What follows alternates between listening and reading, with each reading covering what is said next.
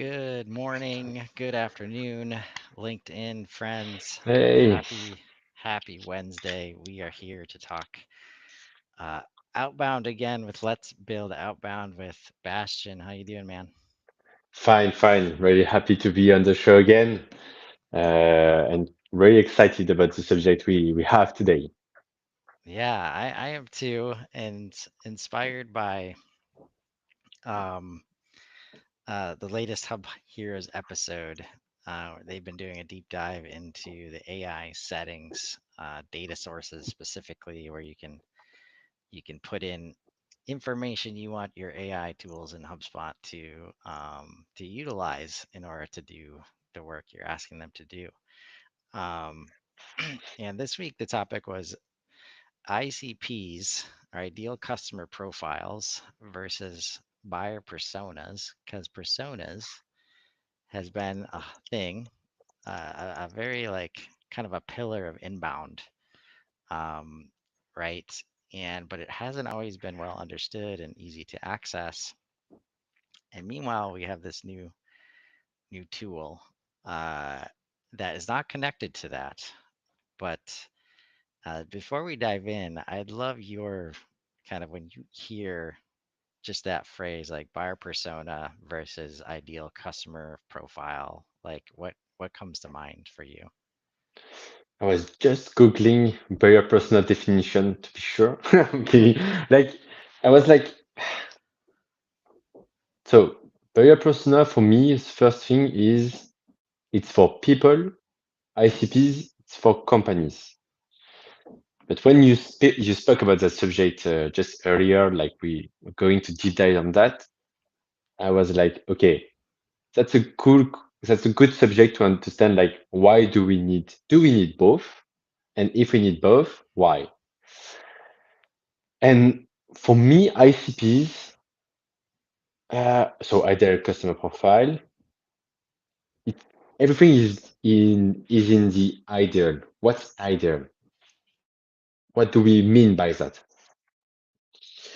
And so I think you have two main things around that. One is finding companies that are kind of the same of your customers. So you know normally what you're trying to have. You're trying to have a better closing rate. Since you have already them inside the customer, you can show the social proof, for example. You can show like, hey, we're working with your one of your competitors. You know how to handle this kind of process in this kind of companies, this kind of industry as a customer inside your company. So you will be better at doing that. So normally you should have a higher closing rate, and maybe the cost for your company will stay low because you handle the same time. So for example, if I'm doing an agency, ads agency for SaaS company and selling to US people, to sales people, um, you will have one customer, two customers, and three customers, and you will be better on the copywriting, better in the ecosystem, and so on. So you will be more able to convince the buyer in front of you to buy your product. But the other thing, the other definition for ICP is maybe you're trying to go up market. You're trying to go to get a better ACV, like HubSpot, for example. So you want to turn your sales team, marketing team around that idol, and that idol is no more your current customer. It's this kind of customer with big money, big pockets, and you can get a lot of money from them. But for me, buyer personnel will be kind of the same between this kind of different configuration of ICP, but maybe not, because the buyer persona in the small business and buyer persona in the enterprise, or even more, buyer persona in France and US won't be the same. Some things will be the same, of course, but maybe not everything will be the same. Like French people have another way to buy than the American people, so you have to take this into consideration, I guess. Right. Yeah, and I would. I'm very interested in getting more thoughts on that. I'm going to pull up these tools in HubSpot just to kind of level set where and like what we're talking about. Um, because this one's brand new in terms of it's in AI data sources. So you navigate in settings, AI data sources, and basically, again, fill out these things if you want the AI to work for you. Um, uh, in a much better way. And we get to this ideal customer profile. Create and manage profiles of the type of customer that your organization is targeting, right? Define your ideal customer. Create a new ICP to define your target customer attributes. When I click create new ICP, I see name, I see, place to enter job titles, industry, location, company size, revenue, age. Okay. So, right. So company, Yeah, so uh, here we clearly see like even if for the examples, enterprise customer, SMB customers, we are really into companies, and I don't know why people still place job titles that is not related to the company. right, But we clearly see like the even the definition of HubSpot is really based on on the companies and not on the contacts. And right. yeah, And so, I think that's something really important to keep in mind. yeah. And what you highlight is an important and why, like, do we need two or do we need one? And how comprehensive do we get? Because it's, you shouldn't separate these things as far as a contextual, standpoint, just because somebody has a job title in, uh, like you said, in a different part of the world, in a different kind of company, in a different industry, like that Mm. part matters. You can't just say job title, right? And we see job titles, we see age range, we see interests, right? Uh, Companies unlikely to have interests Yeah. that make sense, right? I didn't see any company interested in sports or something like Right. that. And Yeah, just yeah. for perspective, here's the persona tool where you get to this by actually editing the persona property that is on contact records, right? Okay. And uh, again, we've had ICP stuff on the companies as you have targeted. If you create set up the target accounts tool, was when I first started seeing it. And then we've got persona over here, right? And we've got upload a photo, right? I should Name, definitely add a photo to my personal. right? Description, internal notes, goals and challenges, Mm. and then demographics, right? And story. So as I was listening uh, to the Hub Heroes podcast this week, Max Cohen made an excellent point, in my opinion. Like these two fields, maybe roles as well. Um, they kind of supersede, everything else. And if you don't have these understood, whether you're targeting, definitely if you're targeting the human, like what are their challenges, what are they trying to achieve, but also like if you're targeting a company and you don't know this for the humans inside that company, like you're not going to have a good time trying to target them. So as you see these, like, does it make sense? Uh, or what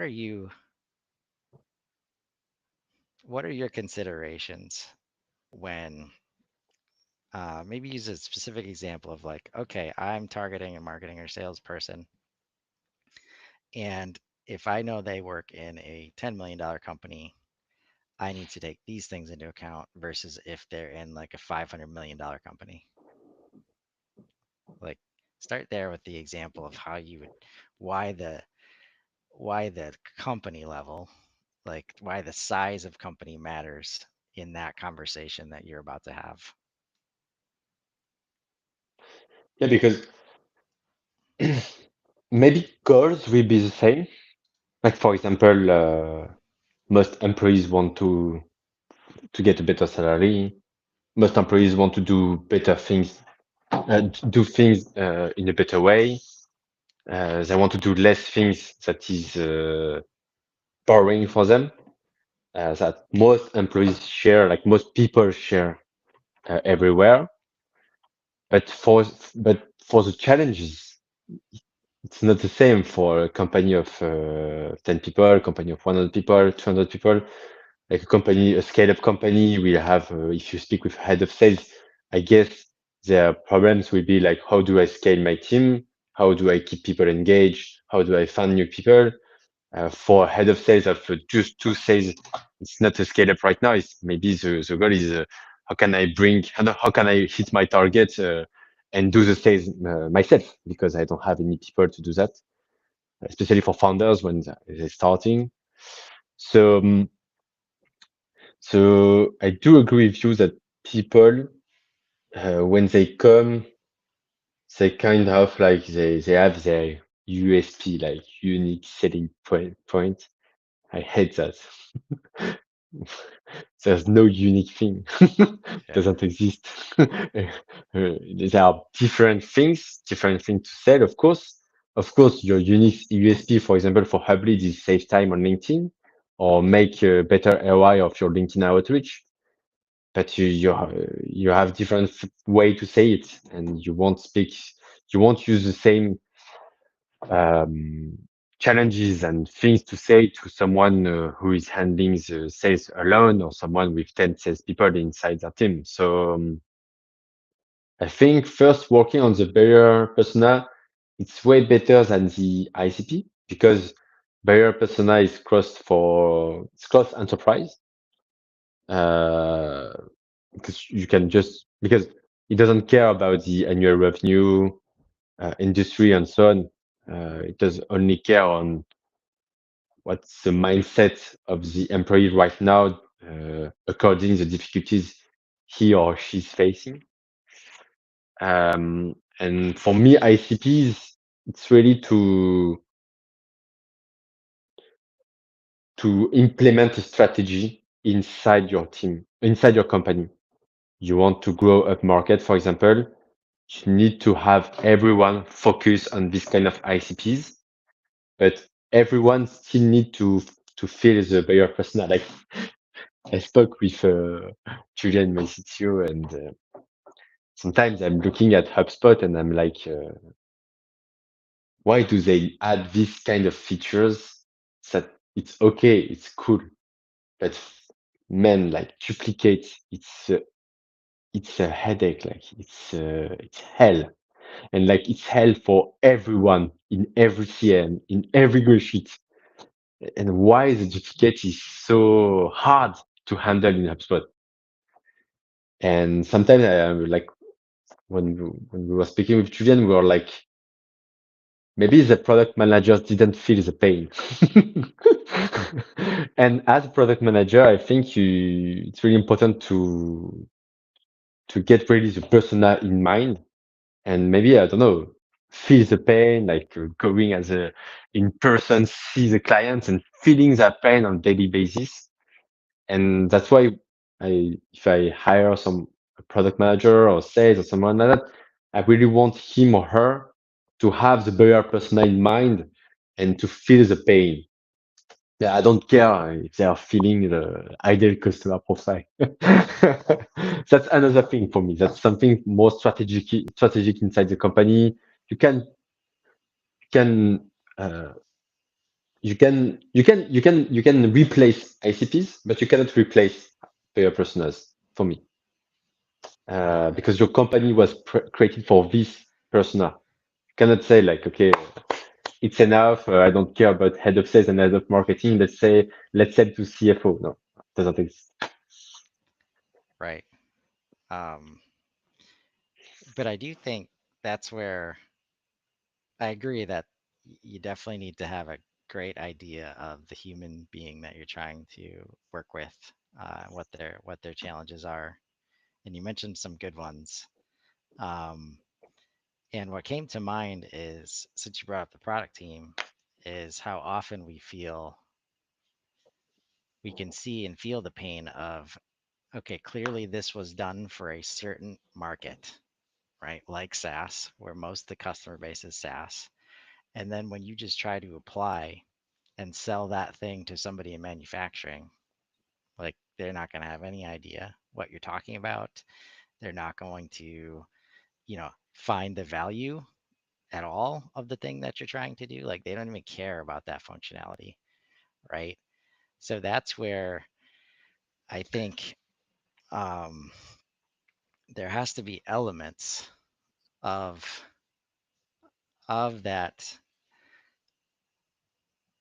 of those ICP attributes, right? But whether or not, like at that point, are we creating this matching system where it's like, okay, this persona plus this ICP equals this, or are we just creating different personas at that point, right? So like, because marketing Mary is not the same in every industry or at every vertical level. Um, so should we just have like manufacturing marketing Mary and SaaS marketing Mary as two separate personas? Mm,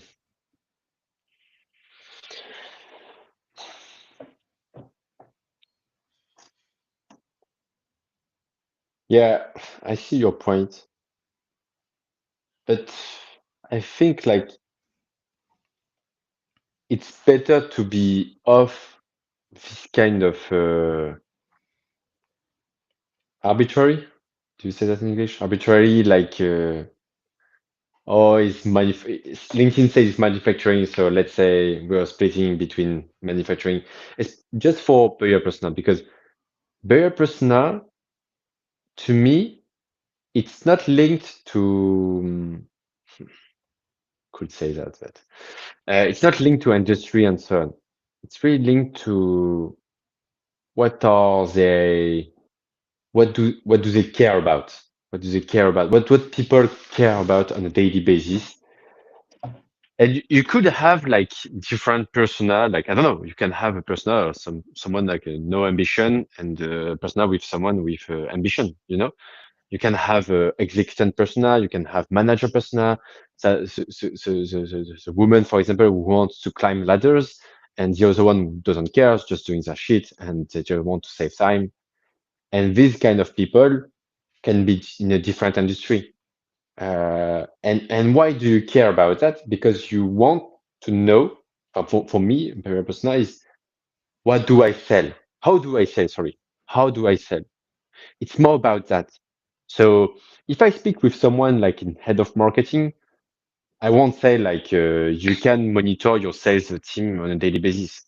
It's good for him. He's oh okay, that's good for my head of sales. But for himself, like a human, plenty of ego, he doesn't care. Yeah, oh that's good. But if I say to him like you won't have you will have less people, sales people going after you to get more companies because they will be more efficient on every companies you're sending. So meaning less work for you, then he will care about. He will surely care about. And if I go for a head of sales and I have a head of sales really like executant, just want to, he's being like risk averse, for example. I need to sell my product like you have no engagement on the subscription. You can cancel anytime. Time to value is less than 1 hour. But if I have someone like very ambitious, developing a sales team, want to grow, to do more revenue, I will speak more about the ROI. You can track your salespeople. You can find who is the best one, and so on. So it's more about that to me. It's more about what kind of yeah. How do you sell it? And the buyer persona helps you to understand like what are the different use case. And when I'm starting to do a discovery call or I'm speaking with someone at trade fair or something like that, what question, where do I put him in my label? And then once I identify that, okay, I know which kind of objection handling I will have to do. which arguments I have to say, sorry. Yeah. So I think it's more about that. It's the Uh, relationship part. Like yeah, like when you're thinking about how to build relationships, how to build trust, how to message. Um, yeah, I like your distinction between like if we're building a relationship with a human to try and help them through selling them something, then we should be looking at a persona, and that should be kind of driving a lot of what we're doing there. But maybe we got to that person because the sales strategy, right, and the go to market strategy was guided by ICPs or ideal client profiles because we know we sell to we if we target those companies, we'll have a much better chance of building trusted relationships with all of the people that we might interact with. Is that a fair distinction? yeah, I do agree. And I think like really like ICPs is strategic marketing things, and buyer persona is more like sales and marketing things. Like I think salespeople that don't care about an ideal customer. Like they get a customer, they get a prospect, and we give them some targets, and they are doing their target with the database we give them. But when you're doing marketing, when you're trying to convince someone, you have to answer like for the prospect, like who is this for? Why should I care? Or what's in it for me, for example.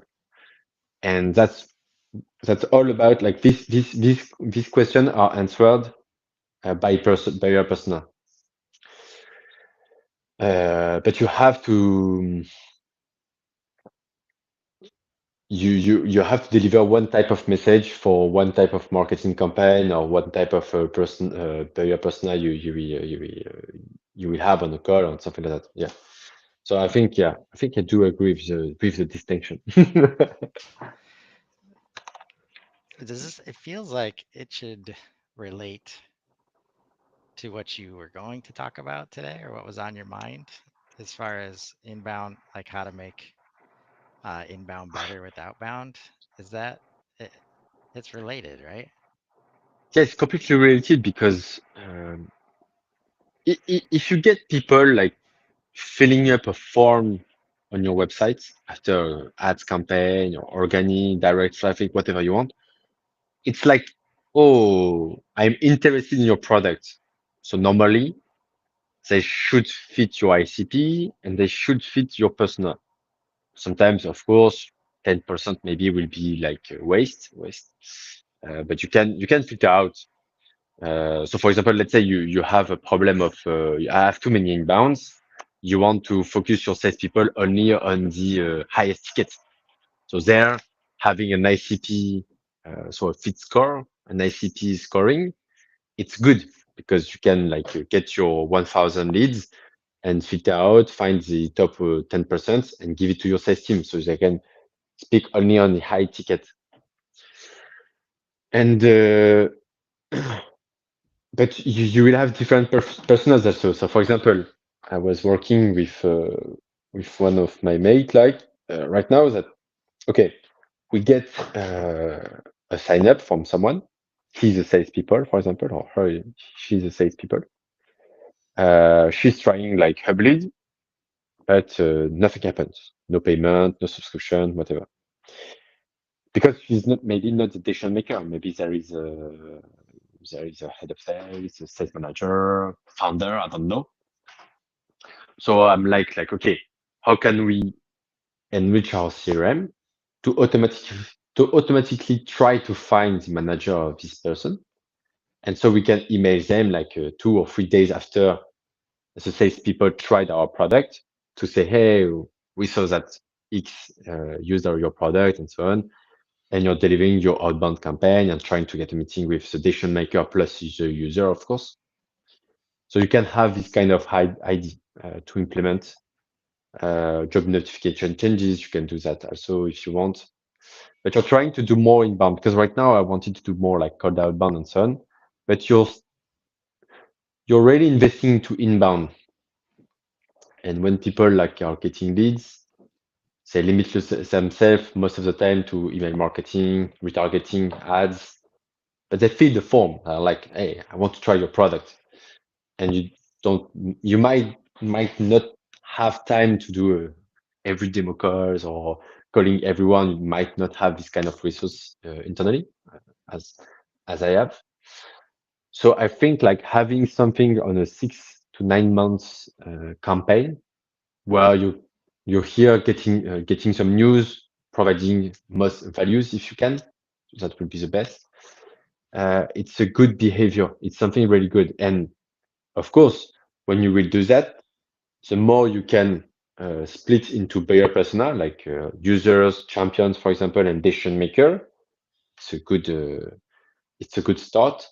You can deliver different content to them and spike their interest and and have them help you to close the deals. If I go to the salespeople, so the users, and I'm saying like, hey, my tool is wonderful to track if your salespeople are doing shit on LinkedIn. I'm not sure they will be happy to tell that to the decision maker. But if I say like, hey, thanks to me, you won't have to copy paste LinkedIn profile on a daily basis, and you won't have to do this and that things that you hate every day. I think she or he will be more inclined to go to the decision maker and say, hey, I found this tool is incredible. Let's try it. You see? So that's where it's really important to have buyer persona in mind. And when you're doing your copywriting, to spike really the interest. And since you invested maybe in ads and so on, so you invested a budget, every customer you get will decrease your customer cost like really quickly. So so yeah, for buyer personas, I think that's something really interesting for everyone to have it for your inbound, doing after outbound, whatever you want. But ICPs, I think it's more a problem for companies with 10 sales plus. Like, it's not a problem for small companies. Like, we don't care about ICPs. We only care about getting contract and money. Like, it's Right. later ICPs. You see, like, it's not a big deal ICP for me. Yeah. And no, that's well said. Um, and it's we can tell, or at least I think this is another signal of HubSpot, moving up market to mid market and enterprise, because that is where if you have huge sales teams, they definitely like, and you're doing so much activity where there's just a ton of inbound coming in. Um, if you don't have ICP direction, like you're going to have a lot of salespeople working on a lot of different things, and there's a lot more efficient ways to do that. And I think the example you described was great because this is where the ICPs uh, should and could play a role, and why we should appreciate what's happening in HubSpot as far as the ability to associate and highlight decision makers versus influencers versus blockers. Um, because that can often be signaled by what kind of company they're in and what size of company. Like if they're 10 million or less, uh, it's much more likely that they could be the decision maker by themselves. There are no other Yeah, people that need to be involved in the deal. Like you just need one contact associated versus a bigger company, right? You should know out of the gate, like, oh, this one's not ready, or I need more information before I engage this person because we only have one contact associated. And then we know every other time there's at least five, yeah, right? So that's where, again, you still, but it always relates to the kind of person that you want to be dealing with, where that, like, you use that as an indicator, but now how does it affect like the engagement I'm about to have with this person? So it's kind of like an overlay of the persona at that point, a different lens you can look at it through. Yeah, completely. And I think like as you mentioned for the ICP, like as you mentioned, like for upmarket and mid-market, so you have different like the sales cycle will be longer, take more time and so on. So having an ICP prevents you to be in that situation or where your pipe is like full of big companies, for example, or companies that is hard to it's not a healthy pipeline. Because if you know like 80% of your customers inside your pipeline is kind of the same of your customers, so normally it should be good.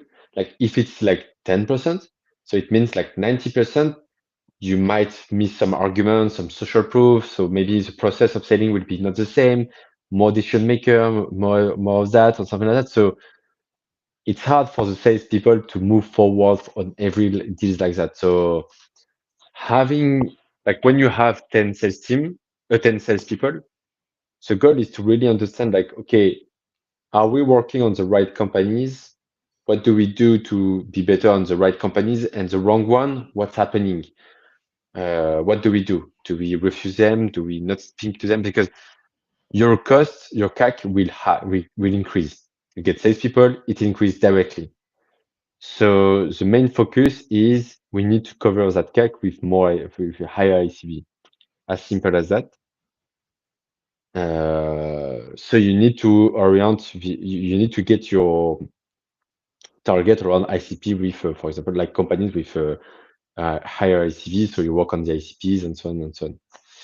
But you need to have your sales team spending a certain amount of time on the right companies. So companies you can close at least 80% of your sales force. Because otherwise, if you have 80% of your sales force working on the wrong companies, you will have very hard time reaching your target. So Yeah. And and that's that's where why, like, like, just to finish, sorry, but that's why, like, HubSpot and other companies have different team for different market. It's not really the same. Maybe buyer persona can be quite of the same or something like that. More complex, maybe when you're going high because you have more people involved.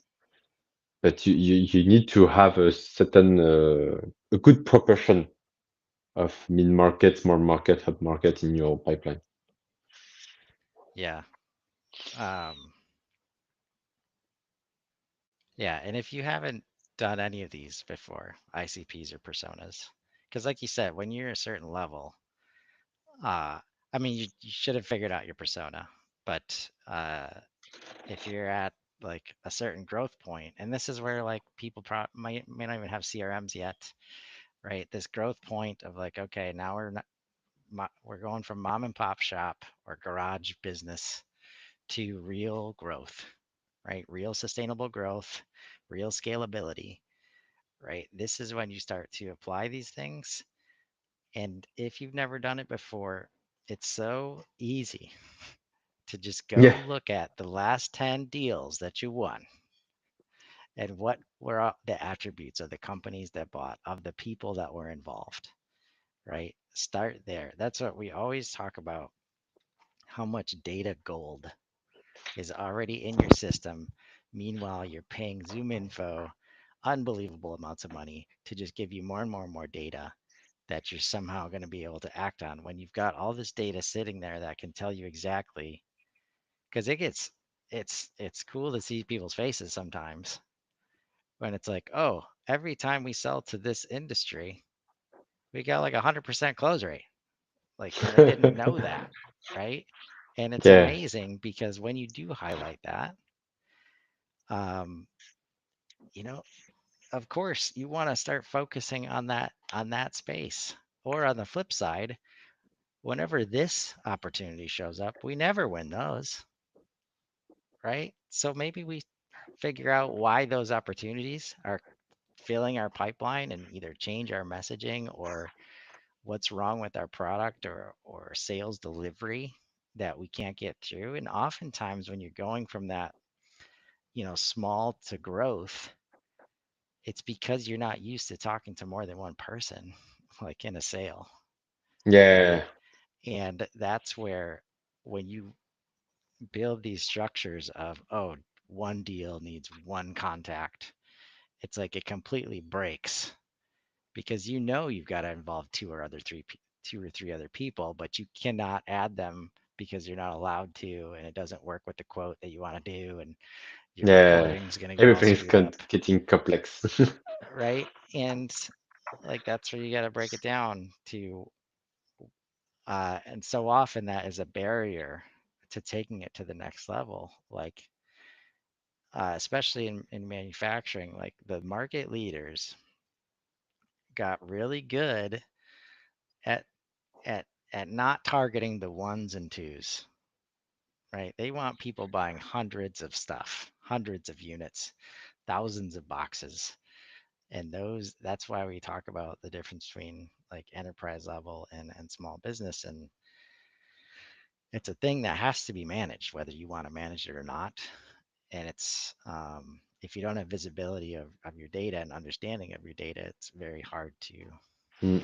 do that, of course. And these layers of buyer persona and ICP together can make it super clear, but also in a way that your team can understand, right? Yeah, sure. And what you said, like for example, you go back to your 10 last closed deals. I'm like 100% with you because, like for example, I was last week reviewing our ads, reviewing what we do, how do we communicate, and I was like, okay, what can I do? What kind of subject resonate to my audience? And I just like go on some emails I have with clients, with prospects. I go on some calls. I went on some reviews led by our users. And I was like, okay, what do they speak about? What do they ask? What do they say? And most of the time I see like save time. So I'm like, okay, I think that's good value, but it's not the best value of Hublead. And I'm like, I don't care. We don't care about what I think. What we care is what the market is thinking. So I'm like, okay, let's put it everywhere. And I'm trying to put that more copy on that. Like, okay, you save time, yeah, and showing the value, showing to people like the amount of time they are saving against the amount of time they are spending right now. It's like feeling the pain. And when I'm speaking with people, I'm trying this kind of ideas also. So I'm trying to have like, okay, what do you need? Why do you need Hublead?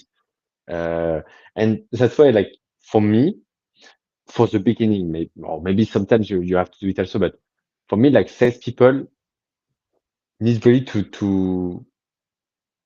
you don't need to sell. You need to understand what's happening in the mind of your customer or prospect. Of course, you have your target on the short term, and that's good. You're selling. I'm not telling you not to sell. What I'm telling you is think long term too. While you're selling, while you're doing a discovery call, you, if you have someone like is ready to speak, go for it. Let them speak. Ask as many questions. Even if you don't close, you will train yourself. And so I think that's really important to enrich your buyer persona, to better understand what they care about. You have that in your CRM, you have that in your call recording, you have that on your reviews, on people when they go to Reddit, LinkedIn, comment, subject relating to your pain points. People are expressing what they're searching about, and you need to show them like because people don't care about your product. What they care about is how do I solve that pain point, and I think it's that way. If they really understood that way, that's good for you. If they didn't understood, didn't understand, problem. You have to evangelize your market. But if they really understand how to solve it, you have to speak with their word. Like we do that, we do that, we do that, and that's how a customer will behave. So that's hard. Sometimes I really want to like have the tool of Men in Black, like you forget everything. So sometimes Yeah. I'm like I wish to forget everything I know and just start fresh new and see. the copywriting of my products, the speaking of my customers, my prospects. Yeah. Yeah, I wish Imagine I a have that. world. Imagine a world where we could erase the memory of the word leads. Um, how powerful would that be? Mm, uh, um, but no, I think like what you just described there, the difference between like especially these tools, and I'm glad we got to this point. Like ICP and all the tools of an internal system, like they help you sell, right? But when you don't understand the buyer, when you can't speak to yeah, their challenges and okay. their pain, it doesn't matter how many tools you have or how good, how efficient you are, how much time you're saved. Like, so it's the difference between helping yourself sell or helping the buyer buy, right? And if you're helping them buy, you can have, and this is where journeyman salespeople, they get it, right? They don't need any tools at all.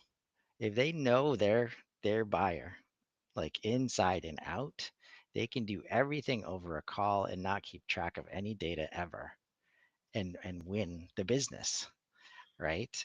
And that's how they built relationships.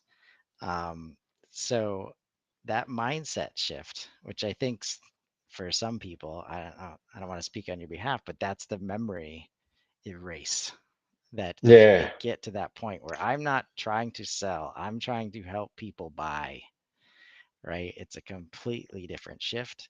Now, all of a sudden, we're aligned with marketing because they've been convincing people to buy, and now people show up with questions. We're showing up the right way. We don't have to try and trick them into buying stuff. And this is where it's like the hard part is no matter how, even if we had the memory erase tool, like quotas are at the heart of so many like like bad decisions that are not made on behalf of the customer as far as an internal mechanism that is not designed to help you buy. It is 100% designed to motivate me to sell. yeah. And right, that's why we hear things like quota breath and things like that. And that's where I don't make as much revenue as I should because as soon as that hits, as soon as I start making decisions because I feel like I need a little more money, I'm like, nope, I can't do it. It's just not in me. So um, this has been fun, man. I think this is Yeah, it's a been fun. Like, it's a yeah, good conversation. good conversation. I completely agree with you. Like, and I think like the main thing to keep in mind at the end of the show is to help buyer buy. And sometimes like it's pretty simple, but when if you write it down on your wall and you keep thinking about that, nothing wrong will happen. Like you will certainly sell more for sure. Yes. But it's hard. It's hard because you're like here. I have like 10 minutes to for my shirt to my call. I have to say everything. You're like in the contest, in spot contest, you know. At the end, it Yes. doesn't care. Like we don't care about you. What we care about is how can you help the buyer buy, and that's all. The rest of that we don't care. Yep. Nice conversation. Loved it. Yeah. That's it's as simple as that. Also as hard as that. Yeah. Um, but if you're thinking about your processes, thinking about um, how to better define, your list of prospects or the opportunities in your pipeline and why there's inconsistencies or things aren't making sense, take a look at, creating some ICPs, some ideal customer profiles. Take a look at your buyer personas, create them if you don't have them already. Find those opportunities and let's grow. Have a great day, everybody. Have a great day.